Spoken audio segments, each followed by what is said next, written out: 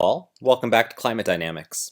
In today's lecture, we're going to start on a 4-lecture series tackling the oceans of the world. The reading for today is Marshall and Plum, Chapter 9. Today, we're going to go on an overview of the oceans, in particular looking at the meridional and zonal structure as well as the ocean currents. The key definitions you need from this section include practical salinity units, density anomaly, surface zone, pycnocline, mixed layer, thermocline, and abyss. The key questions we're going to answer are: what are the properties of the Earth's oceans? What is the equation of state for seawater? In terms of salinity, temperature, and density, what is the structure of the Earth's oceans? What are the layers of the Earth's oceans? And what is the dynamical structure of the Earth's oceans?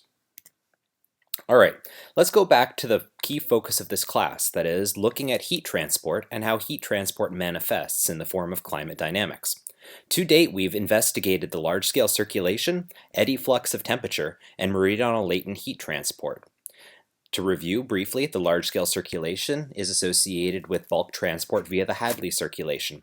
This is associated with dry circulation away from the equator because of divergence at the top of the troposphere. It's also associated with convergence near the Earth's surface.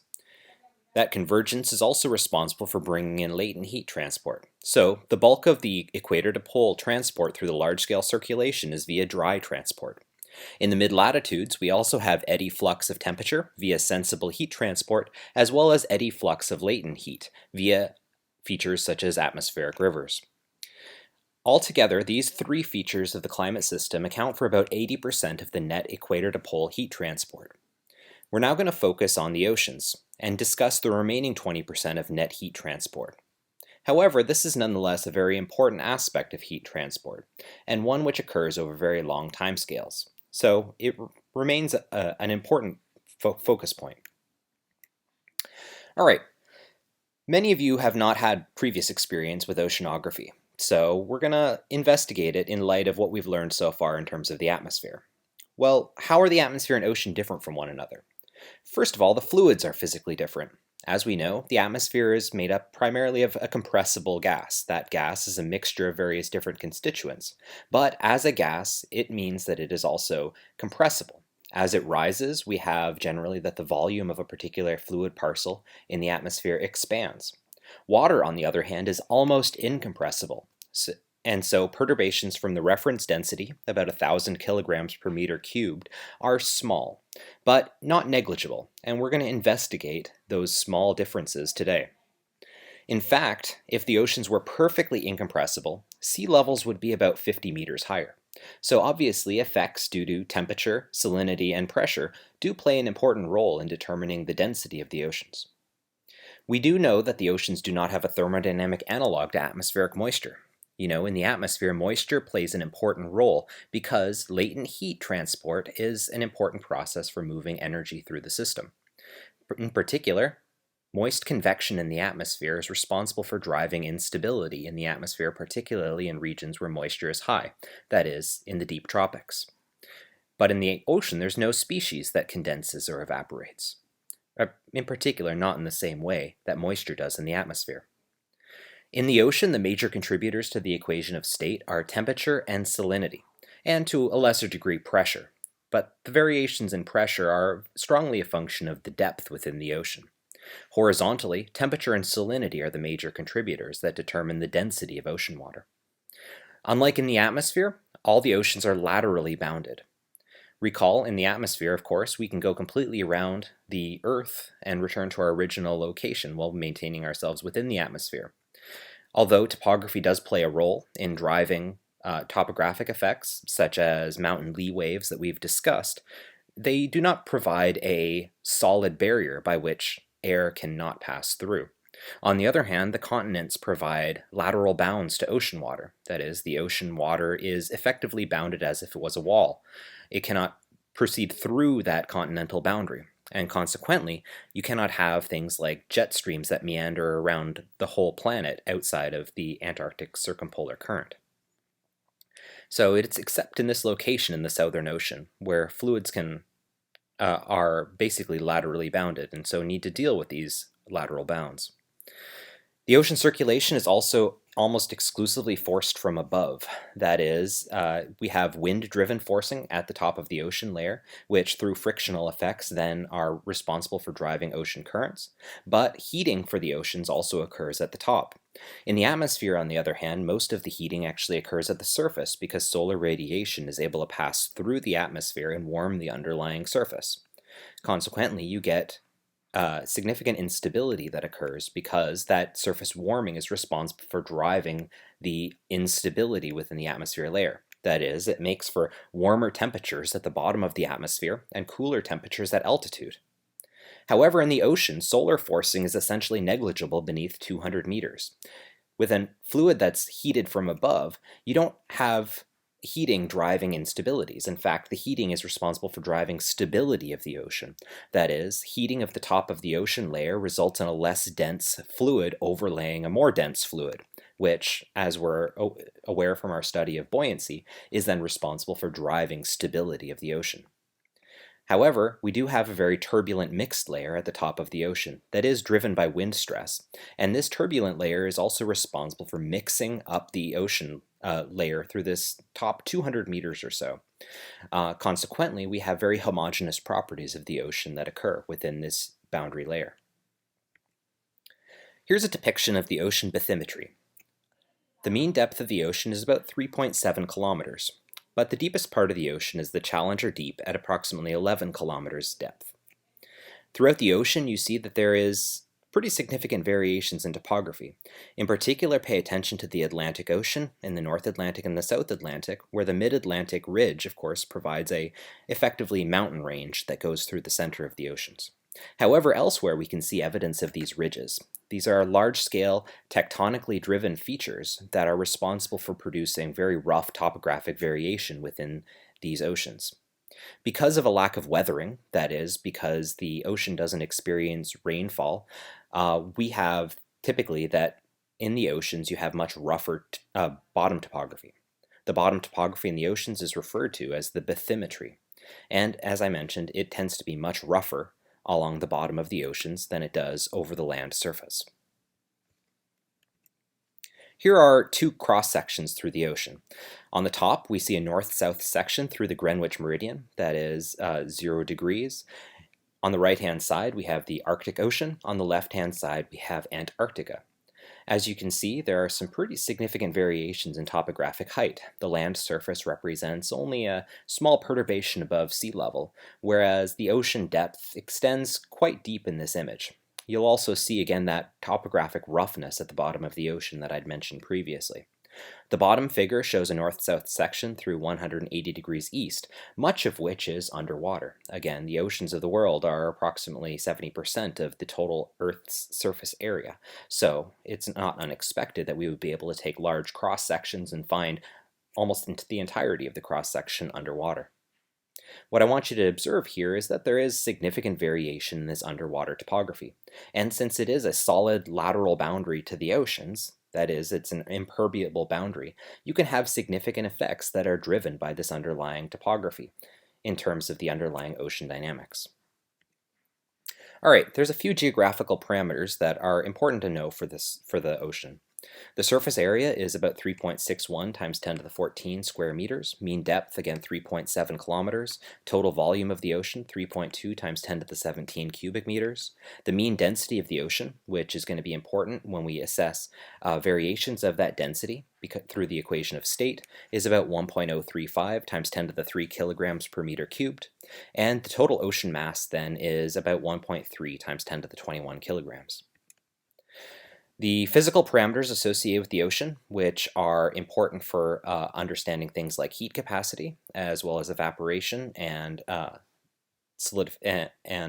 condensation, include the specific heat of water at 4.18 times 10 to the 3 joules per kilogram Kelvin, latent heat of fusion at 3.33 times 10 to the 5 joules per kilogram, and latent heat of evaporation at 2.25 times 10 to the 6 joules per kilogram. The density of fresh water is about 1,000 kilograms per meter cubed. Note that this is pretty different than what we saw on the previous slide with regards to the density, average oceanic density of 1.035 times 10 to the 3 kilograms per meter cubed, and much of that difference is, again, because we have salinity in the oceans that affect the overall density of the water. The viscosity of the water is about 10 to the minus 3 kilograms per meter per second. This is a fairly small quantity, and consequently it means that the viscosity doesn't play a huge role in affecting the ocean dynamics except in regions where friction is important. So much like in the atmosphere, where we found friction is important in the near surface layer, analogously in the ocean, friction is primarily important in the mixed layer, near where the atmosphere and ocean meet, and at the lateral boundaries where the oceans meet the continent. The thermal diffusivity of the ocean is about 1.4 times 10 to the minus 7 meters squared per second. Again, these quantities may be useful in coursework or in doing a deeper quantitative analysis of the oceans. All right. The salinity of the ocean, of course, plays a big role in the overall physical character of the ocean. Here we have listed the primary contributors to that salinity, the most important contributor being chloride, and the second most important contributor being sodium. So the combination sodium chloride, which you may know as table salt, is pretty much the main contributor to seawater, and consequently why evaporating seawater can then provide you with an easy source of table salt. However, there's other contributions as well to the salinity of the oceans, including sulfate, magnesium, calcium, potassium, and bicarbonate. The others then make a relatively small contribution to the overall salinity. But in terms of grams per kilogram, the salinity is about 34.48 grams per kilogram. Note that if you take this and add it to the density of fresh water, you'll find that you'll get basically the average density of ocean water.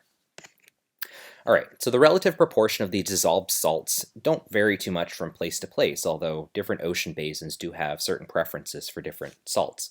But most of it comes essentially from weathering of the continents. So whenever we have a rain event, for instance, on the continents, that can wash some minerals into the rivers, which can then eventually get washed out into the oceans.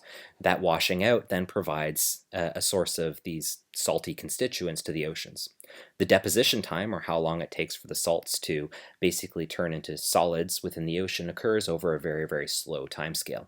And so basically the system has ended up in essentially a quasi-equilibrium, where the inputs from rivers is balanced by the sedimentation of salts within the oceans. So source equals sink.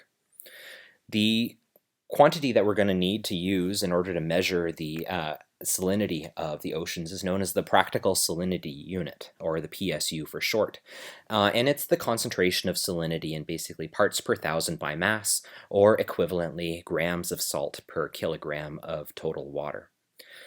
So not a particularly obscure unit to deal with, but one to keep in mind as we go through our analysis. All right, so let's talk about the equation of state associated with seawater, since that is important in determining the thermodynamics and then consequently the dynamics of the ocean.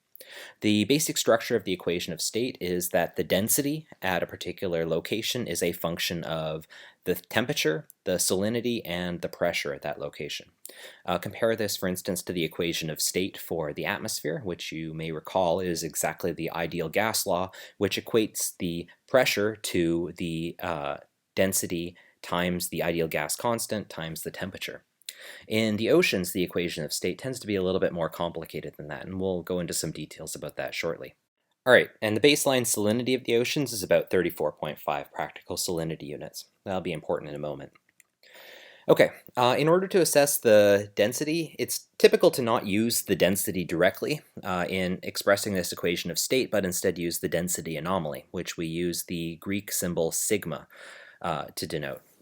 This is the difference between the actual density and a reference density, typically taken to be about 1,000 kilograms per meter cubed, or approximately the density of fresh water.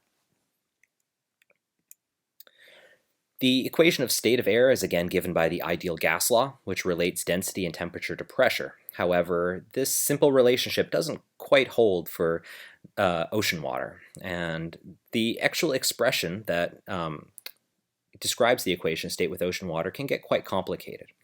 Consequently, it's typical to actually express this equation of state in an empirical manner. That is, we can plot the density anomaly for every combination of salinity and temperature and produce a plot analogous to the one over here on the right-hand side.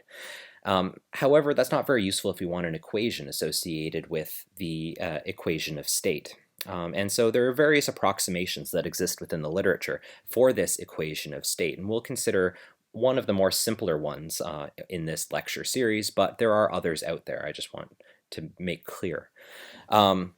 When accuracy is needed, more complicated relationships can, of course, be relied upon. So the very simple method that we're going to use for this equation of state is basically going to just involve a Taylor series expansion about a particular reference temperature and a particular reference salinity.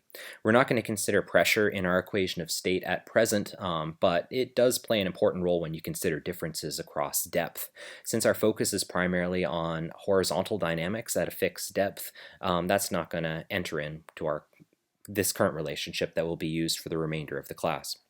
So via simple Taylor series expansion, we have that the density anomaly as a function of temperature and salinity can be expressed as a base density anomaly, sigma naught, plus some coefficients times the distance between the actual observed temperature and the reference temperature T naught, and another coefficient times the salinity minus the reference salinity. And these coefficients can then be determined empirically. Typical values for the thermal expansivity, which is this alpha parameter in this relationship, are between 0.3 and 2 times 10 to the minus 4, 1 over Kelvin. And the salinity effects are typically around 7.6 times 10 to the minus 4, 1 over practical salinity unit. So these parameters do have some dependence on both temperature, pressure, and salinity. So there's some nonlinear terms that would come up in a more complicated expansion. But for the time being, we can use this as a good approximation to the equation of state, and it provides all we need for our purposes. Here is a reference table. On the left-hand side, we see the various parameters that must go into this equation of state, and we can see then for 6 different potential oceanic regions. We have the surface at temperatures of minus 1.5 degrees Celsius, 5 degrees Celsius, and 15 degrees Celsius, and at 1 kilometer depth at minus 1.5 degrees Celsius, 3 degrees Celsius, and 13 degrees Celsius. This table is taken pretty much directly out of Marshall and Plum. It's in table 9.4. So what we can see again is that this thermal expansivity parameter tends to vary between about 0.3 to about 2.2, tends to become larger at larger temperatures, and it tends to become larger at higher pressures.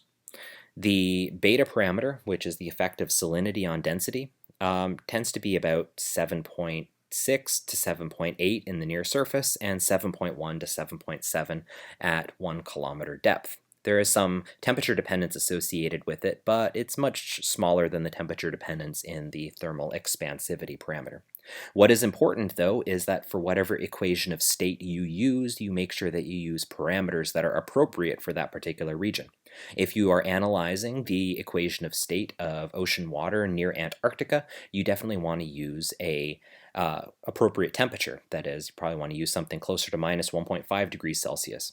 If you're analyzing ocean temperatures in the subtropics, you want to use probably a higher temperature then. All right, let's take this information then and look at the character and structure of the ocean. In this lecture, plots have been produced primarily using the simple ocean data assimilation, Ocean Sea Ice Reanalysis version 3, SODA3 as it's known. Here's the reference associated with that. It's also available on the National Center for Atmospheric Research Data Archive. All right, here's a plot of surface salinity, that is, how much salt is dissolved within the surface ocean waters. As I mentioned, the average value is about 35 PSU. However, it varies quite dramatically depending on location. Typically, the Atlantic Ocean tends to be more saline than the Pacific Ocean and the Indian Oceans. And in particular, the Mediterranean Sea is notorious for being very saline compared to either of these ocean basins. Whereas at northern latitudes, we see instead that the ocean water tends to be not particularly saline at all. That is, there's very little dissolved salt content. It's worth noting that since the density of the ocean water is driven up by the salinity content, we of course have that the Atlantic Ocean waters then tend to be more dense in general.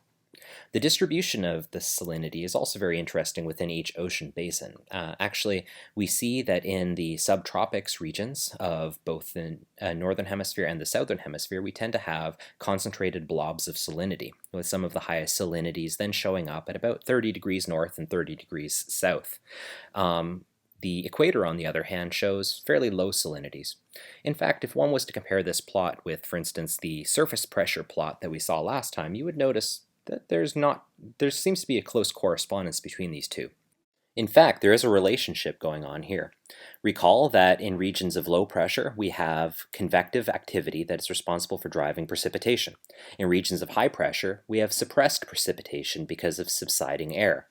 This precipitation ends up being the primary driver responsible for then inducing changes in surface salinity, namely injections of fresh water from precipitation around the intertropical convergence zone is responsible for driving down the average salt content in this region, whereas evaporation that occurs in regions of subsidence where precipitation is suppressed is responsible for taking fresh water out of the seawater, leaving more saline water behind.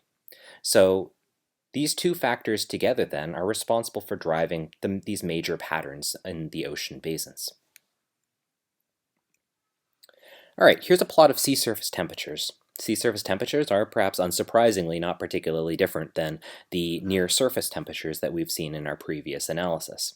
However, what is worth emphasizing here is that temperatures do again vary, with maximums occurring in the equatorial regions and minimums occurring in the polar regions. Where temperatures drop below zero in this mean sense are also regions which tend to be covered with sea ice over the corresponding winter season. That sea ice then provides an insulating layer for seawater underneath. Temperatures can actually drop below zero in these regions while the water remains liquid, because of course seawater with its extra saline content has a much lower freezing temperature than fresh water. Other variations here include clear differences that occur along the western and eastern coasts of these continents. Pay close attention to the western coast, where we see perhaps an enhancement of the temperatures that are drawn northwards because of strong western boundary currents, and along the east coast, where we see cooler temperatures pushed south in these ocean basins. This is again part of the general circulation of the overall ocean system. We also see, because of the lateral boundaries produced by the continents, that we have some variations in the sea surface temperatures because of how those ocean waters are actually moving around in these regions. And we'll investigate that in a bit more detail later once we get into ocean currents.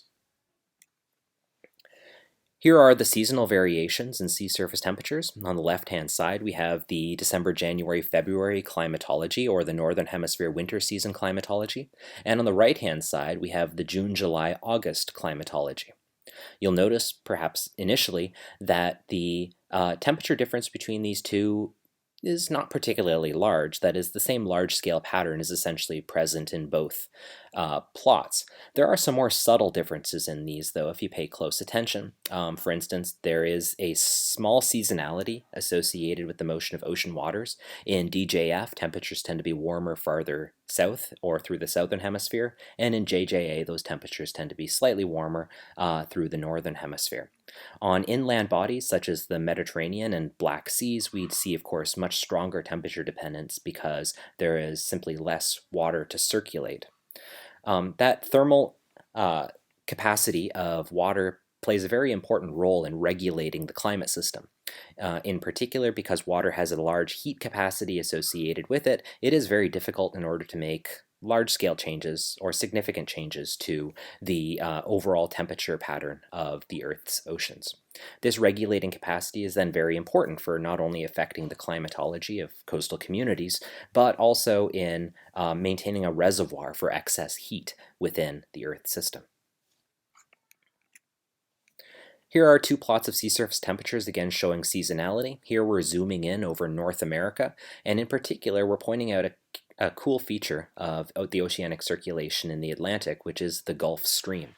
You'll notice in particular in both the January and August pictures here that there is a sharp temperature contrast that occurs approximately off of the coast of North Carolina and extending to the northeast through the ocean.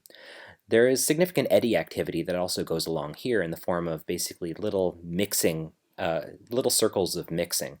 And that's a natural feature of the oceans as well. Basically, we have these eddies that are responsible for continuously mixing ocean waters. But this thermal contrast is quite powerful and very important in adjusting the climatology of Europe. That is, warmer waters carry across the Atlantic and provide a buffer for wintertime conditions in Europe. You'll also notice that in the shallower waters of the Gulf of Mexico, we have much warmer temperatures and much stronger seasonal variation between these two seasons. The warm temperatures in particular that occur within the Gulf of Mexico from August through December are responsible for driving much of the Atlantic hurricane season, and what makes basically this southern region of the US so susceptible to strong hurricanes. Okay, let's look at temperature in terms of a zonal cross-section. Here we've done a zonal average over the whole ocean at all possible longitudes, showing the southernmost extent of the ocean on the left and the northernmost extension of the ocean on the right. North of about 60 degrees north, we have the Arctic Ocean, and you might notice in these figures that there's some significant differences in terms of the overall character of the ocean in that region. However, looking in the equatorial regions, we see some interesting profiles here. So in the top plot here shows the first 1,000 meters of depth, and the bottom plot shows depth all the way down to 5,500 meters. If you focus on the top plot, you'll notice that analogous to the atmosphere, we of course have the warmest temperatures occurring at the equatorial surface, and temperatures dropping as you go deeper in the ocean. Recall the same thing happens in the troposphere. As you get farther away from that equatorial surface, if you go higher up in the atmosphere or towards the poles, you end up with cooler temperatures. The reasons for this are largely radiative.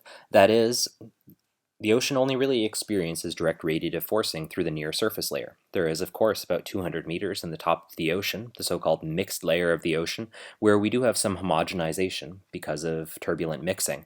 But most of the heat is really only stuck in that topmost layer. Again, because there's very little convection, it's very difficult for the ocean waters at the near surface in order to circulate to depth. So the deeper you get, the darker it gets, and consequently the cooler the ocean temperatures overall. However, you'll also notice that it's not a perfect lens shape that is, we don't see a semicircle of temperatures as we go to depth as one might expect. Instead, what we see is kind of a bimodality. That is, we see the warmer temperatures at depth occurring primarily around or close to about 30 degrees north and south. And we'll get into more detail about why that happens later, but just to give a brief spoiler, this is a region where we have more significant downwelling in the oceans driven by Ekman pumping to depth. Once we go beneath about 1,000 meters depth in the ocean, temperatures are fairly homogeneous. And again, this is primarily because there's very little mixing that goes on down here. The ocean, again, tends to be fairly stable because there's no bottom warming that's responsible for driving the system away from stability.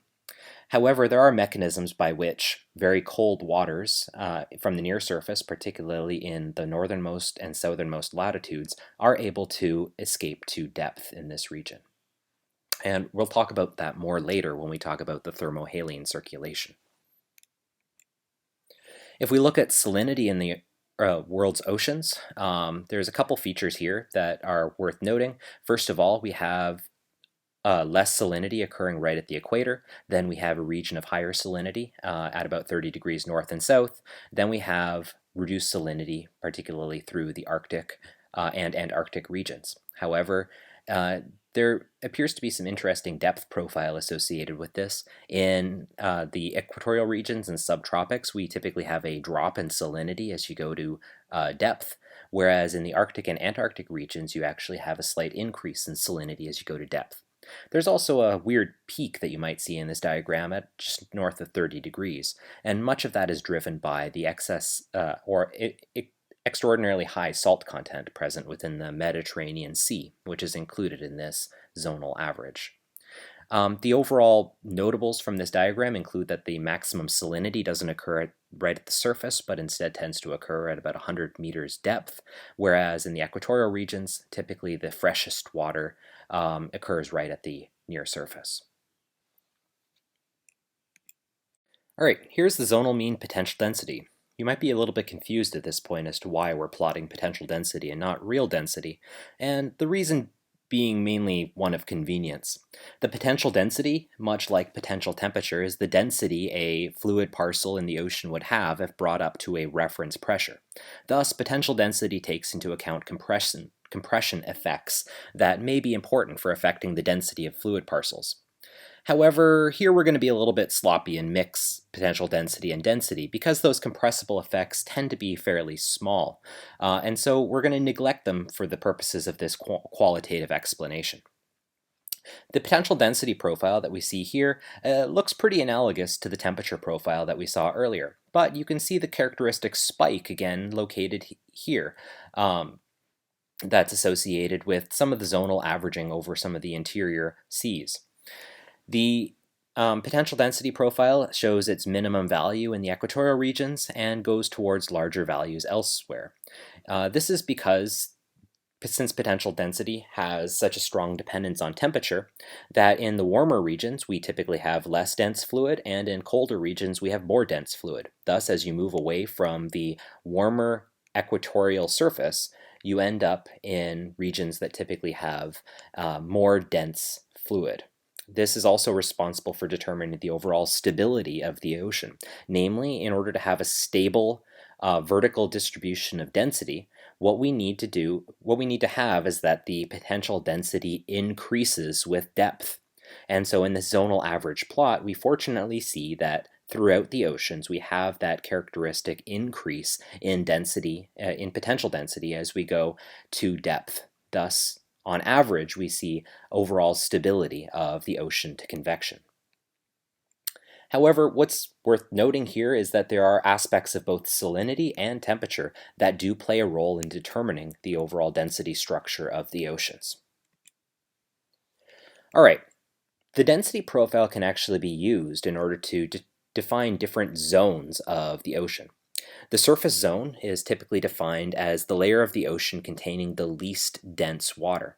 And so that doesn't include the surface zone in the polar regions, or it doesn't include the near surface in the polar regions because that's where we have very dense water overall, but instead basically extends from about 50 degrees north and south through to the equator and just the near surface region of the overall oceans. This accounts for about 2% of the total ocean volume.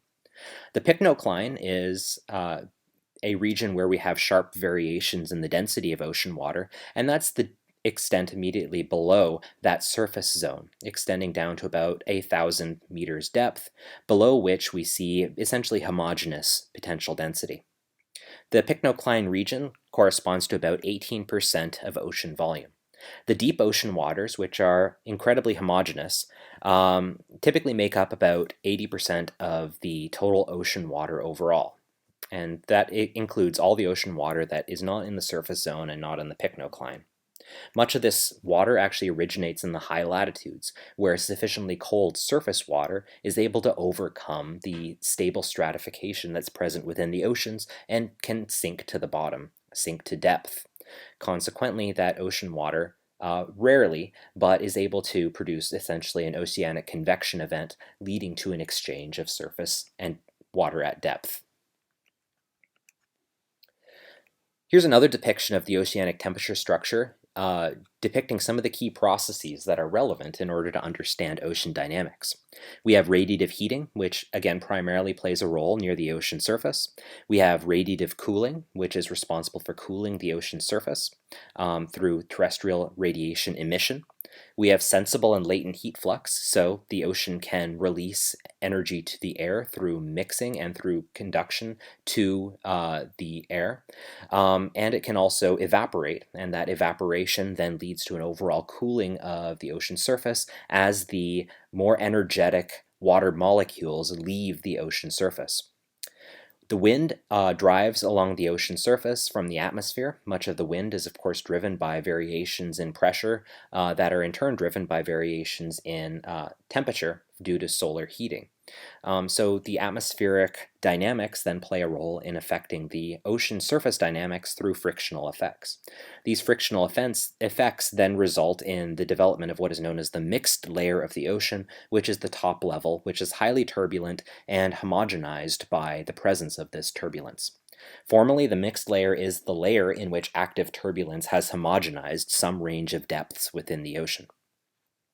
Below the mixed layer, we have the thermocline.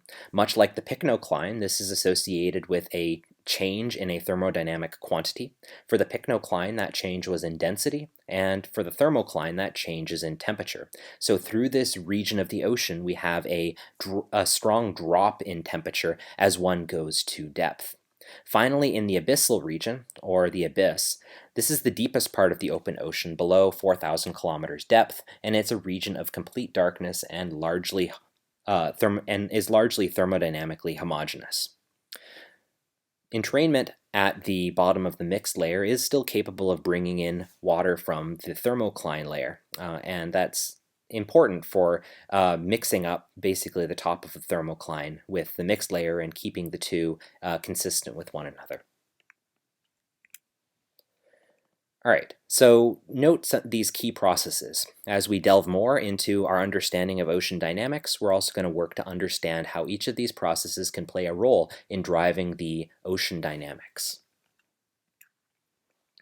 The mixed layer depth is variable depending on geography, depending on where you are, and depending on seasonality. Since the mixed layer is primarily driven by surface friction, where you have the strongest atmospheric winds is also where you tend to have the deepest layers of turbulence. Because the polar jet is primarily responsible for driving the strongest near-surface wind speeds over the ocean, we also find that polar jet region also tends to be where the mixed layer depth is the deepest. In particular, on the left-hand side here, we have the Northern Hemisphere wintertime climatology of the mixed layer depth, and what we see is that the mixed layer depth can drop to 500 or 600 meters climatologically in some of the regions that have the strongest atmospheric wind speeds driving turbulence in the near surface. In the Southern Hemisphere, again, we see a very pronounced mixed layer depth that occurs during the Northern Hemisphere summertime, Southern Hemisphere wintertime, and this primarily occurs along the Antarctic circumpolar jet, and this is responsible for then producing in the oceans what is known as the Antarctic circumpolar current, which is a region of very strong westerly motion within the ocean and is highly turbulent, particularly over the Southern Hemisphere winter season, driving very deep mixed layer depths. The overall magnitude of this mixed layer depth is important for understanding mixing within the ocean. And so just understanding that typical values of this around 100 to 200 meters outside of these heavily mixed regions and 500 to 700 meters in kind of the more heavily mixed regions is important. Looking at vertical structure at a few points within the ocean, here we see the vertical temperature and salinity structure. Temperature shown in red, salinity shown in black. As you can see in the near the top of the ocean, we have very rapid variation in both of these parameters. In particular, temperature varies very close to the near surface in that top 200 meters or so, whereas salinity appears to be a little bit more well mixed with depth until you get basically to this thermocline region below 200 meters where you have a rapid drop off in temperature before reaching at about 2,000 meters basically a fairly homogeneous region for both temperature and salinity. Here are profiles of temperature at various points throughout the Atlantic and Arctic Oceans. In red, we see the equator. In purple, we see the subtropics. In blue, the subarctic. And in dark blue, the polar regions taken essentially near the North Pole. What we see here is in the equatorial regions, we have the highest temperatures, but we also see a very rapid drop-off in those temperatures as we go to depth. This is because there's not a lot of pumping to depth. That is, you don't have a lot of mixing of near surface waters and ocean waters at depth, and so those ocean waters a little bit under the equatorial surface tend to be not in contact and not be influenced by near surface radiative forcing. On the other hand, in the subtropics at 30 degrees north, we do have pumping to depth. So even though the surface temperatures are cooler, as one would expect in accordance with radiative forcing at the near surface, we do have warmer temperatures at depth as those near surface waters are pushed downward. And so we'll understand that in a couple lectures' time. In the northernmost latitudes, that is, in the subarctic and polar, we actually don't have much of a thermocline at all. In fact, the temperature profiles appear to be fairly uniform with depth. Part of this is because there is more significant mixing that is occurring at these depths. That is, with a constant temperature profile, we tend to have stratification that is closer to neutral stratification, which has the potential to induce then convection within the oceans and push those surface waters to depth where we get more homogenization then of the temperature profile. Part of it is also the removal of heat from the near surface, as we see in the polar plot here, where the deeper layers of the ocean are actually maintained at warmer temperatures because the polar region is basically losing all of its heat to the atmosphere and to radiative outputs. However, once one gets below about 2,000 kilometers depth, the overall structure of the ocean is fairly homogeneous. All of the three lines that emerge from the Atlantic all seem to have essentially the same profile, regardless of where they are. There are some differences at the bottom, but that varies primarily because of the differences in bottom topography. The polar region is also homogeneous, but is at a cooler temperature because the Arctic is a little bit more isolated than these three lines taken from the Atlantic. The seasonality of ocean temperatures is very not particularly severe compared to the changes in seasonality that one saw in the atmosphere. At the near surface, we do see more change in temperature, as one might expect for a region that is directly exposed to radiation, but even getting to 80 meters depth, which is still within the mixed layer, one sees much more homogeneous temperatures regardless of season. And in fact, we see a shift in that seasonality where you have warmer temperatures actually occurring closer to November and December. Note this is in the northern hemisphere, than you do at peak radiative forcing in the summertime. Below 80 meters depth, we see temperature profiles that are effectively constant, and this is, again, because there's no real mechanism by which these surface ocean waters can communicate with ocean waters at depth, except through deep convection, which doesn't really occur in the equatorial regions. So these waters tend to remain isolated and remain at fairly constant temperatures throughout time. By the time you reach 200 meters depth, you basically have removed almost all of the incoming radiative forcing, the incoming solar forcing, so that solar forcing has very little effect at changing the ocean temperatures. Further, the thermal effects of ocean water, that is, the fact that it tends to be resistant to temperature change, plays a role in affecting this temperature seasonality. All right, let's talk about the observed mean circulation, that is, how exactly ocean currents are moving around the globe. Here's a depiction of the observed mean circulation of ocean currents shown with the primary branches of the large-scale circulation superimposed in the grayish arrows.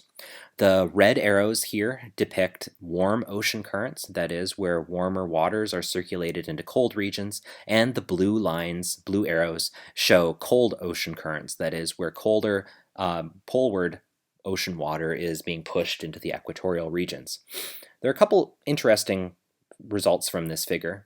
In particular, notice the presence of the easterly equatorial current and both the northern equatorial current and the southern equatorial current that seems to be present in each of the three major ocean basins. We see it in the Pacific, the Atlantic, and the Indian. However, unlike the atmosphere, there's also a equatorial countercurrent, which is this arrow shown going from left to right. This is actually a westerly current, that is, it comes from the west, that propagates in between the north equatorial and south equatorial current. And this is a really interesting feature of the oceans that we'll get into in a little bit more detail in 3 lectures' time. Overall, the oceanic circulations are not unlike the atmospheric circulations. We see, again, easterlies closer to the equator and westerlies farther north. So it is perhaps not unexpected that these oceanic circulations follow in accordance with what we would expect for geostrophic flow. The large circulations here are known as the subtropical gyres, and they're responsible for driving warmer waters poleward along the western edges of these oceanic basins and colder waters southwards along the eastern edges of the basins. Unlike the atmosphere, again, we have laterally bounded conditions at the edge of each basin, which means that these circulations need to be self-contained within every basin. So you're not going to be able to blow over land, and consequently you need to basically circulate the ocean waters. The primary driver for these circulations is the wind. So you'll notice that there's pretty good agreement between the wind vectors and the underlying currents. This works pretty much everywhere except for the equatorial countercurrent, which is a weird anomaly, as mentioned. The strongest circumpolar currents occur in the Antarctic, known as the Antarctic circumpolar current, and it is this region of westerlies that are present basically around the Antarctic continent. And they continue to circulate fairly rapidly around this region. The overall currents that we see here are also responsible for exchanging waters between different ocean basins, although the mechanisms to do so basically require going through particular regions of the oceans. That is, the only way in which the Atlantic, Indian, and Pacific can really exchange their waters is through this Antarctic circumpolar current. A little bit of leakage does occur through the Bering Strait, which allows Pacific waters to seep into the Atlantic, but this is a much slower process with much lower volume associated with it. Here are the names of these various currents overset on this particular image. I don't necessarily encourage you to memorize all these unless you're into oceanography, but here they are for reference.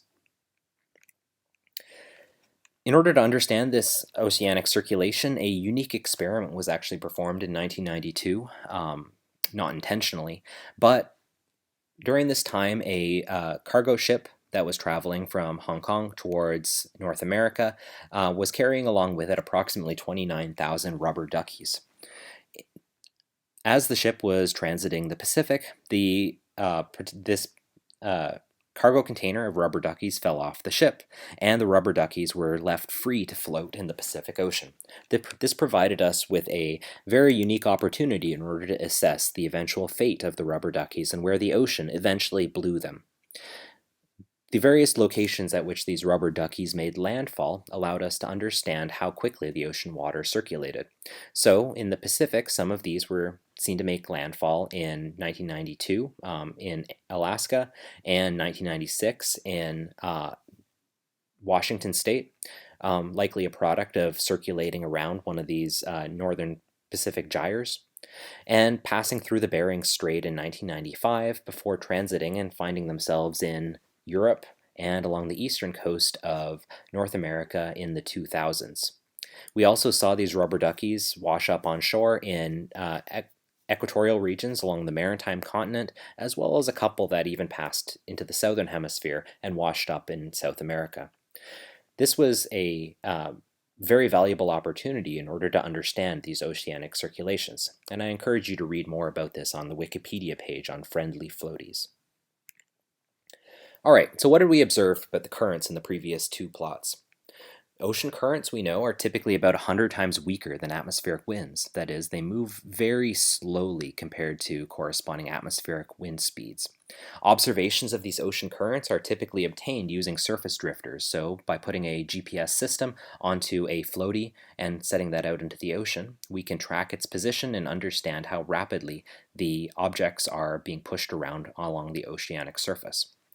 The large-scale circulation in the ocean is dominated by closed circulation patterns known as the oceanic gyres, which are driven by oceanic boundaries, but are also driven by the wind-driven circulation. That is, wind friction is responsible for driving these currents at the surface, and they agree, consequently, pretty well with the atmospheric circulation. The mid-latitudes are dominated by anticyclonic gyres, so these tend to move clockwise in the northern hemisphere and counterclockwise in the southern hemisphere. Typical current speed in the interior of these gyres is less than about 10 centimeters per second, but close to that level. At the western edge of these subtropical gyres, we have what are known as strong western boundary currents, which tend to reach speeds in excess of 100 centimeters per second. These western boundary currents do not have corresponding eastern boundary currents that are responsible for transporting flow from pole to equator, so they're fairly unique. And we'll understand why that's the case in a couple lectures' time. So these western boundary currents, which include the Gulf Stream, are then responsible for pushing quite a bit of heat from the subtropics northward through the oceans, and thus are a major contributor to this poleward heat transport of the climate system. The North Polar regions also have cyclonic gyres, that is counterclockwise in the northern hemisphere, which are known as the subpolar gyres, but you have to get to pretty high latitudes in order to see these. Here's another image showing global surface currents using tracking vectors and with temperatures overlaid. So a few things worth keeping in mind here. First of all, we see the presence of the equatorial and equatorial countercurrents. We see the strong western boundary currents that emerge in this diagram, where we see these vector lines laying very tight with one another. And similarly, strong western boundary currents in the southern hemisphere along the coast of South America and along the coast of Africa. We also see a really strong Antarctic circumpolar current. Let's look at these in a little bit more detail. Here we see the Pacific Ocean. In particular, the Kuroshio current is an example of one strong oceanic western boundary current, and that one comes along the coast of Japan before exiting into the North Pacific. Again, this is the western branch of that the Northern Pacific subtropical gyre. This is responsible for transporting then these warm subtropical waters into the North Pacific. Along the eastern branch of the Pacific, however, you see no such pattern, no such strong circulation. However, the flow is nonetheless northerly, pushing colder ocean waters further south. This is then responsible for cooler temperatures that are experienced along the western coast of North America as compared to corresponding latitudes in Asia. The equatorial countercurrent shows up prominently in this diagram, which is a western current basically passing almost directly at the equator. And it's driven by zonal temperature gradients in the tropics and is closely connected also with the El Niño Southern Oscillation. The equatorial currents are associated with prevailing winds, that is, since we primarily have easterly winds associated with the returning branch of the Hadley circulation, these then drive easterly circulations in the oceans. And finally, as mentioned previously, the Antarctic Circumpolar Current, or the ACC, pops up quite prominently in this figure as it passes around Antarctica. The current is probably the most close analog in the ocean to the atmospheric jet stream, with typical current values reaching about 30 centimeters per second. So for a particular fluid parcel to circumnavigate the globe around the ACC, it takes about 2 years. Here's a look in the Atlantic. Again, we see a strong western boundary current known as the Gulf Stream. We also see in the Labrador Sea, towards the top of the diagram, the Labrador Current, which is responsible for pumping colder ocean waters into the North Atlantic. Note also that we have a strong western boundary current along the east coast of South America here, known as the Brazil Current, and we also see, again, the presence of both the north equatorial, south equatorial, and equatorial counter currents in this diagram. As mentioned, we see the Gulf Stream, Brazil Current, and Labrador Current. In this region where the Labrador Current and the Gulf Stream connect with one another is known as the Grand Banks off of the coast of Canada, and this is also one of the richest fishing grounds in the world because of sediment transport that makes this region particularly rich in sea life. Finally, looking at the Indian Ocean, again we see the Antarctic Circumpolar Current, we see the equatorial currents and the equatorial countercurrent. Much of the circulation here is inputs from the warm Pacific waters over the maritime continent, and we see a slow flow of surface waters southward at this point, and a convergence of warm and cold waters occurring basically along the western coast of Australia, stretching to the southern tip of Africa. If we look at these currents at depth, here is a depiction at 500 meters depth in the Atlantic. We see that the speeds of the currents have dropped off dramatically, and this is a well-known feature within the ocean. Given that most of these currents are wind-forced, we also must conclude that as you get to depth, that natural viscous processes or frictional processes are then responsible for reducing the speeds of these currents. Nonetheless, in some of the regions of the strongest surface current velocities, such as the Gulf Stream, we do see very strong flow at depth. Curiously, we do not see that strong flow at depth along South America, where the Brazil Current is present. Much of these dynamics can again be explained because of zonal variations in the thermodynamic properties of the ocean. As we saw earlier, those properties become more homogeneous as we go to depth, so the drivers are necessarily weaker. All right, that's it for today. Thank you very much for joining me. Next time we'll be talking more about ocean dynamics.